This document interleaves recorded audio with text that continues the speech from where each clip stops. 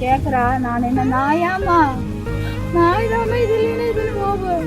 இந்த வயிற்றுல வந்துட்டு இன்னொருத்தனை கட்ட போகலாம். எதுக்கு இந்த முடிவு எடுத்தனே தெரியலீங்க. இத்தனை வயசு என் பிள்ளைய வச்சிருந்து நம்ம அப்பா அம்மா நம்மளுக்கு நல்லதுதான் பண்ணலான்னு அந்த பிள்ளை ஒழுக்கமா வாழ்ந்துருக்கு. நாங்க ஒரு தவறான குடும்பத்தை குறித்து என் பிள்ளை காவாங்க. இந்த பேச்சுக்குன்னு செயலுக்கு சம்பந்தமே இல்லை.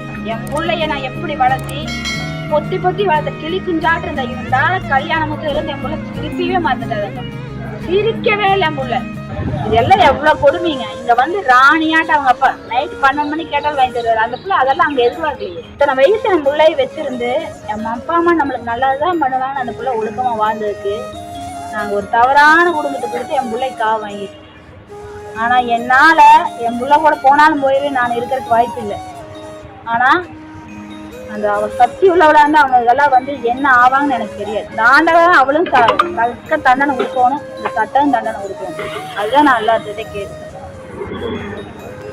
இந்த மக்கள் எல்லாம் சேர்ந்து அவங்களுக்கு கொடுக்குற தண்டனை கொடுங்க. எல்லா தெய்வம் கொடுக்குற தண்டனை கொடுங்க. பிள்ளை உண்மையா அவங்க எல்லாம் நினைச்சிருந்தாங்கன்னா இது ஒரு தப்பான பையன் ஒரு பிள்ளைய எனக்கு கொண்டுட்டானே அப்படின்னு யாரும் சப்போர்ட் பண்ணிருக்க மாட்டாங்க. அவங்களுக்கு அவங்க சொந்தத்தை காப்பாற்றவும். அவங்க வீட்லயும் பிள்ளை இருக்குது. அவங்க எல்லாம் அதையெல்லாம் மறந்துட்டாங்க.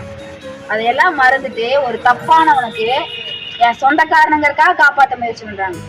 அவங்க வீட்டுக்கு வந்தாதான் அந்த வழி தெரியும். நான் வரட்டுன்னு சொல்லல.